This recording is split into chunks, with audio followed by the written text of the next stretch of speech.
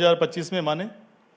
उससे पहले ही माने आप तो जल्द अच्छी न्यूज आएगी। हो जाएगा। एक बड़ा मसला राजस्थान में अभी ये भी चल रहा है, कन्हैयालाल हत्याकांड जो उदयपुर में हुआ, एक फिल्म को लेकर सियासत चल रही है।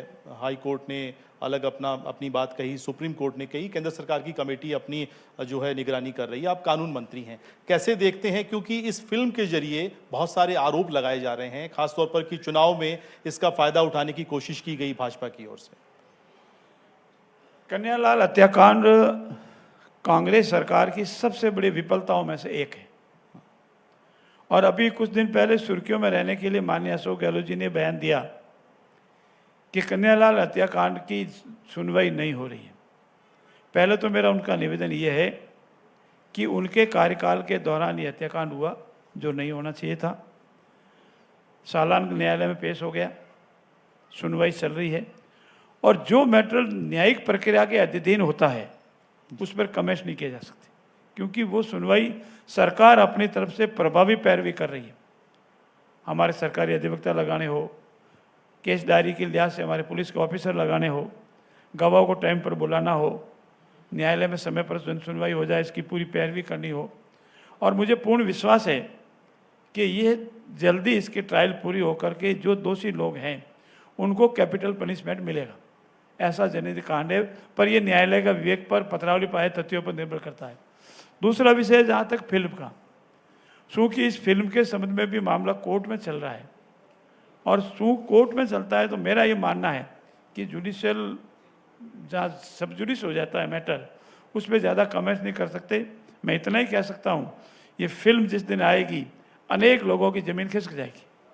एक बड़ा मसला राजस्थान का भी, छात्र राजनीति का भी है। आप लॉ के स्टूडेंट रहे और अलग अलग कार्यक्रमों में आप बातचीत संवाद भी करते हैं।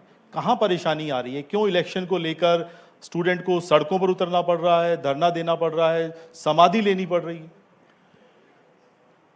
ये विषय भी पूर्ववर्ती कांग्रेस सरकार से जुड़ा है। लंबे समय से महाविद्यालयों में, विश्वविद्यालयों में छात्र संघ के चुनाव होते थे। कांग्रेस सरकार ने इसको बंद कर दिया, नोटिफिकेशन कर दिया। इस संबंध में जो कानून बनाना था वो कानून बना दिया और अपने कार्यकाल के दौरान चुनाव नहीं होने दिए। अब वही कांग्रेस वाले अपने ही कुछ छात्र नेताओं की मार्फत ये आंदोलन बतलाने का प्रयास कर रहे हैं, आंदोलन कर रहे हैं कि चुनाव होने चाहिए।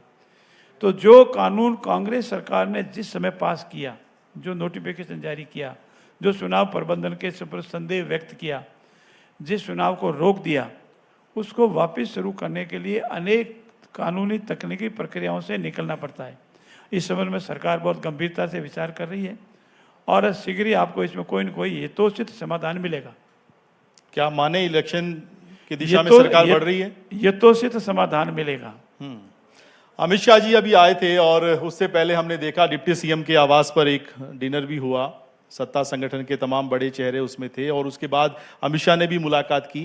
क्या फॉर्मूला कुछ विशेष बोल के गए? खासतौर पे ये माना जाए कि सहकारिता के जरिए पंचायत चुनाव में अब जो है भारतीय जनता पार्टी एक अलग रणनीति के साथ उतर रही है। देखिए, पंचायती राज विभाग और सहकारिता विभाग ये आम जन से जुड़ा हुआ है। गुजरात ले लो, महाराष्ट्र ले लो, इन दो राज्यों में सहकारिता बहुत बड़े स्तर पर है, हर व्यक्ति उसमें लगा हुआ है, उससे हर घर में फायदा होता है। लेकिन राजस्थान में वो काम नहीं हुआ जो होना चाहिए। मैं धन्यवाद दूंगा आदरणीय नरेंद्र मोदी जी को, उन्होंने अपने तृतीय कार्यकाल में अलग ही सहकारिता विभाग बनाया और उसका विभाग बनाकर आदरणीय अमित शाह जी को उसका मंत्री बनाया और उन्होंने पूरे इंडिया में सहकारिता में एक लहर लाई है कि हम सहकार से विकास कैसे कर सकते हैं। और यही वजह है कि हम हर ग्राम पंचायत स्तर पर हमारी कमेटी बनाएंगे, बेनिफिट देंगे, लोन देंगे, काश्तकारों को विकास करेंगे। इसीलिए ये हमारे लिए बहुत महत्वपूर्ण है। राजस्थान का अगर समृद्ध और विकास करना और अमृत काल में राजस्थान को हिंदुस्तान में प्रथम विकसित राज्यों की श्रेणी में लाना है तो सहकारिता का विकास भी जरूरी है। दो विषय आपने रखे कि आपकी उप मुख्यमंत्री आदरणीय प्रेमचंद जी बैरवा के आवास पर मंत्रिपरिषद के साथियों की बैठक हुई। संजोग की बात थी कि उस दिन हमारे प्रभारी आदरणीय राधा मोहन जी जयपुर में थे और हमारे प्रदेश अध्यक्ष भी हमारे साथ थे। हम लोगों ने तय किया है कि हम यथा समय बुधवार हमारा जनरली हमने वार तय किया है कि हम साथ बैठेंगे, बात करेंगे। एक सरकारी कार्यक्रम औपचारिक होता है, उसमें हमको सरकार के हिसाब से चलना होता है, सरकार के अधिकारी होते हैं। लेकिन इस रात दिन कामकाज करना, फील्ड में रहना, कभी आपस में बैठकर घर की बात करना, सरकार की बात करना, कमियां खामियां गिनाना, उनको दुरुस्त करना, और इस लिहाज से मंत्रिपरिषद के सभी साथी, संगठन के सिरमौर और अन्य जो संबंधित व्यक्ति है, हमारे स्पीकर साहब भी उसमें थे, हम बैठ के बात करते हैं और राजस्थान को विकसित प्रदेश बनाने के लिए जितना क्षमता है उससे भी अधिक कार्य करें, सामंजस्य रखें, जनता के बीच में रहें। हमारे सभी मंत्रीगण नियमित जन सुनवाई करें। सुबह प्रथम 4 दिन या कम से कम 3 दिन जयपुर में रहें, 11 बजे तक आवास पर सुनवाई करें, दिन पर सेक्रेटरीट में सुनवाई करें, शाम को फिर आवास पर सुनवाई करें।